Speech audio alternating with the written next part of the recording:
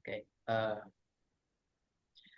Before we begin, let me formally introduce myself. My name is Muhammad Ganesh Alifarito. I'm part of the Mechatronics and AI faculty of UPI Kampus Purwakarta, and I'm currently with my lovely guest here, Miss My name is Yuri. sandhita suwansiri. I'm currently a medical student from Chulalongkorn University in Thailand. Okay, thank you. Wait, hold up. My audio is a bit low.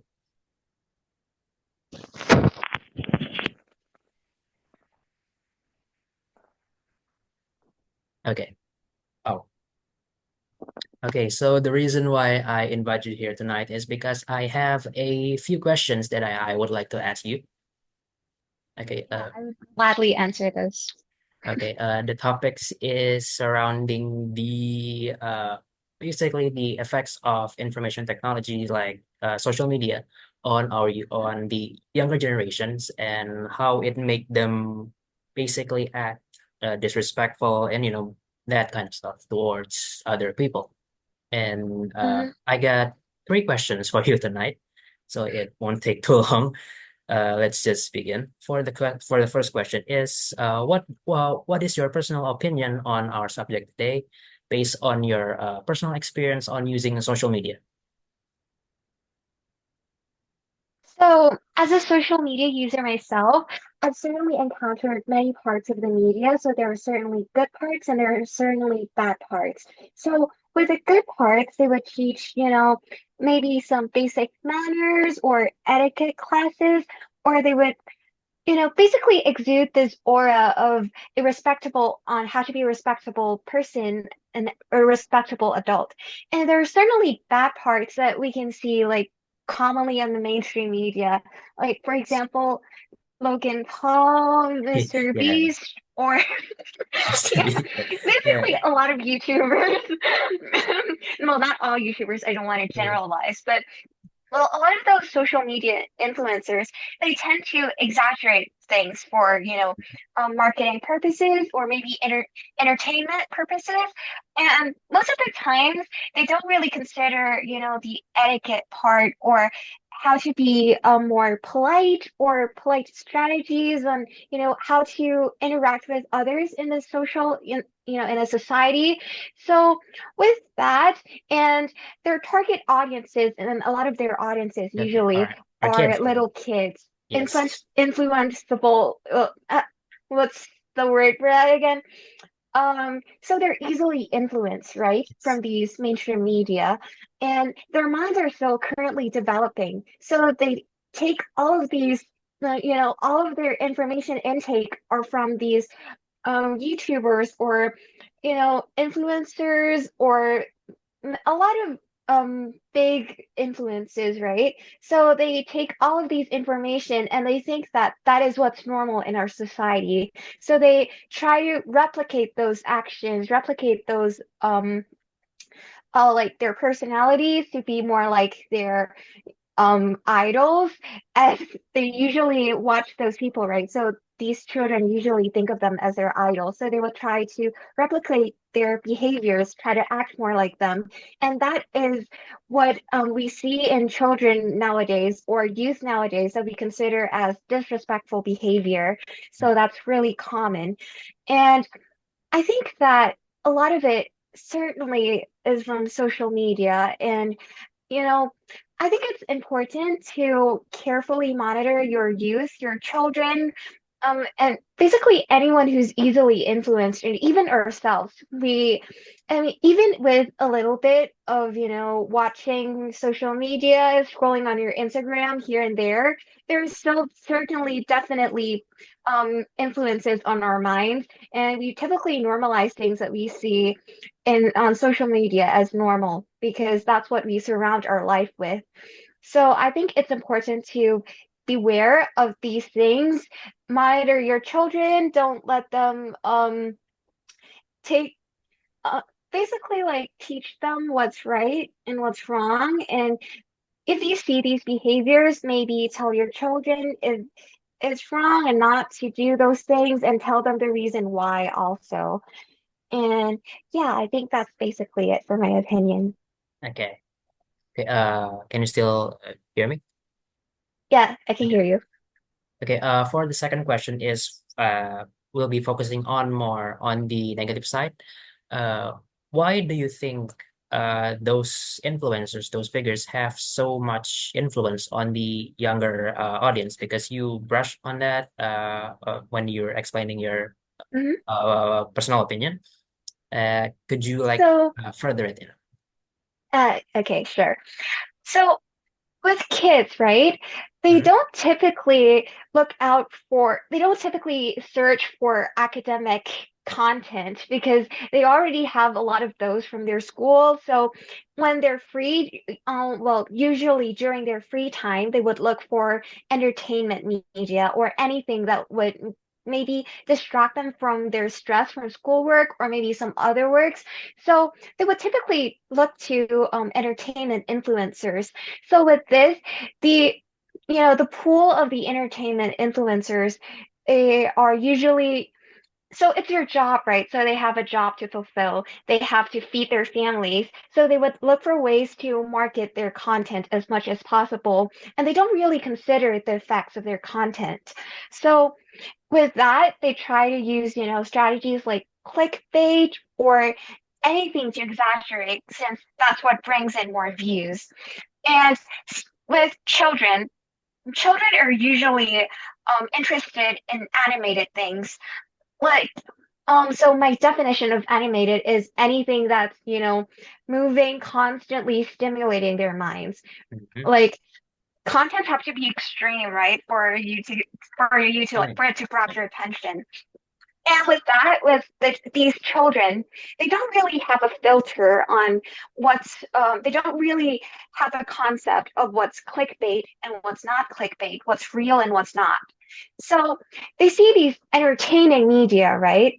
And they see that these influencers, they're interested in their contents, so they idolize these people since that's who they're hanging out Um, with per se on a daily parasocial. basis. Hmm. Yeah.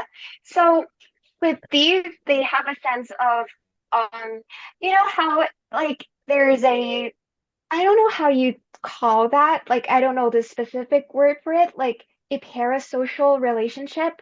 Yeah, Yeah, these yeah, types of that's it. relationship, yeah, these types of relationship develop quite easily in the minds of the children, and they don't really understand this type of relationship, so they associate it with friendship or maybe guardianship. So they feel a bond between these influencers since these are the people they see every day, they see all in their free time. These are the ones that help not elevate, alleviate their stress.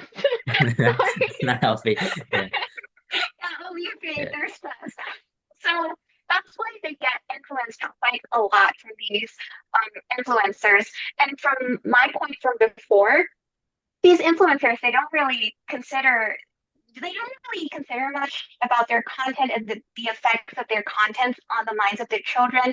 So with the bonds that exist in these children's mind, and then coupled with the type of content that they're getting from these idols of the children, I think that's basically why the children get quite heavily influenced and they take these behaviors and they exude these behaviors. I think that's where these behaviors are coming from. Okay, okay. Okay, for the last one is Hmm. on the previous subject we discussed the negative effects of it. And for the last one, if one day you become a parent, and how would you personally handle that situation so your children won't be, uh, subjected to that kind of content, or at least they know like the difference or how to use social media properly?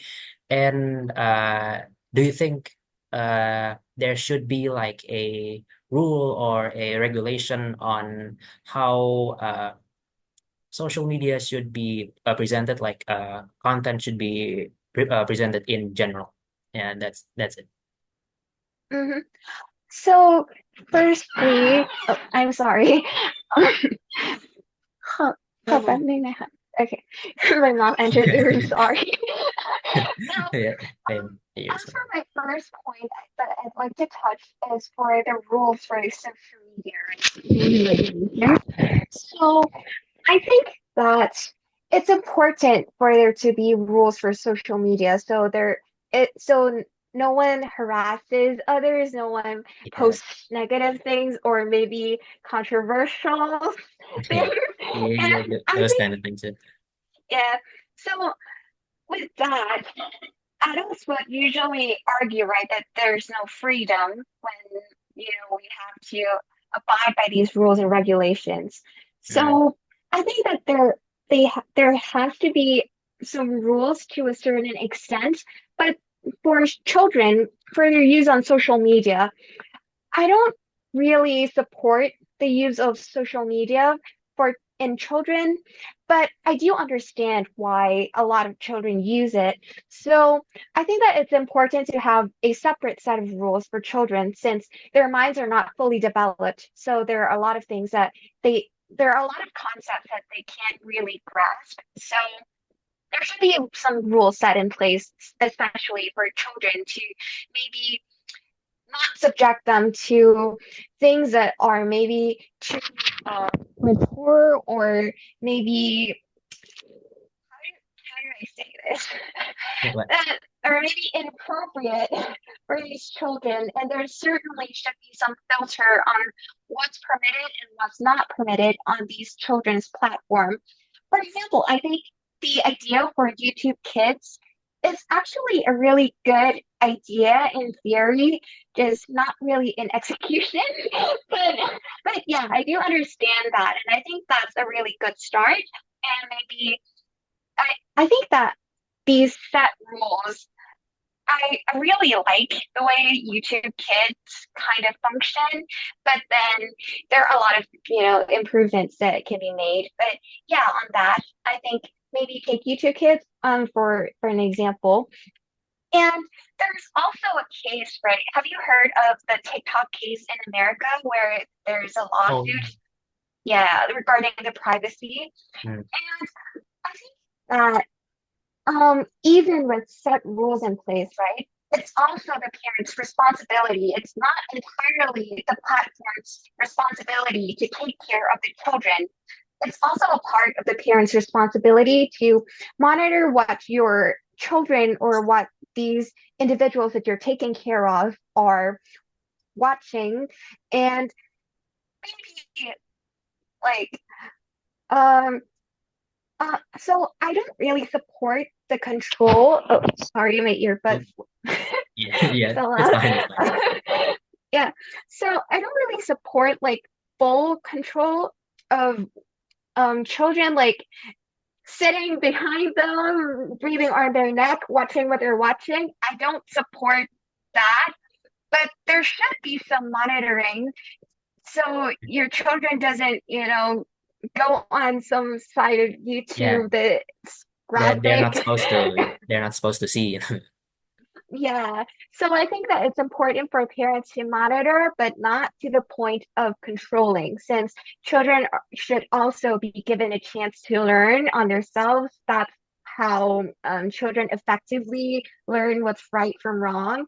So parents are there to, kind of pinpoint on the right side or the wrong side or the gray areas. But yeah, so they're not supposed to control like um, I mean, there's some to it where like you can't watch this, you can watch this, but not to the point of like scrolling for your kid, I think. And so in the future, if I become a parent someday, I would monitor my kid, but not to the point of controlling. I would have a set of rules on what he or she is allowed you know, to watch. And I would explain to them why they can't at a certain age, but like when they grow up, maybe they can. I would give them reasons on why they should not and why it's inappropriate, why it's graphic, why it's problematic. But I would not, limit them, physically limit them. Yeah. Hmm. Okay, so you're like giving them like rules and reasons why they can do this and why they can't do this. And that's basically Yeah, I think it's important to give the reasons since children are in the process of learning. So they don't they're really, curious. accept. Yeah, so you shouldn't just like tell them that. Like they don't really accept what you tell them like directly. Like if I tell them it's wrong, the next question from them is going to be Yeah. why?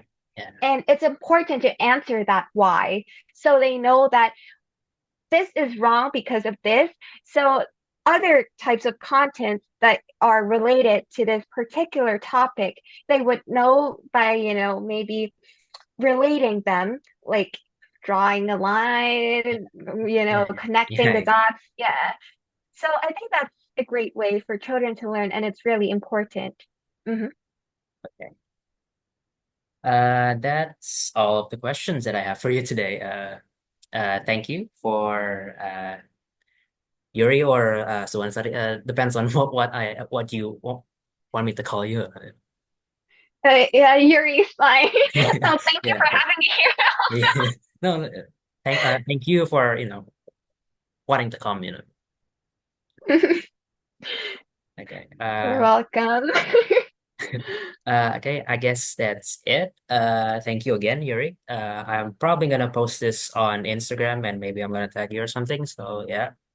Mhm. Okay, I'm Yeah, gonna cut that's the fine. recording.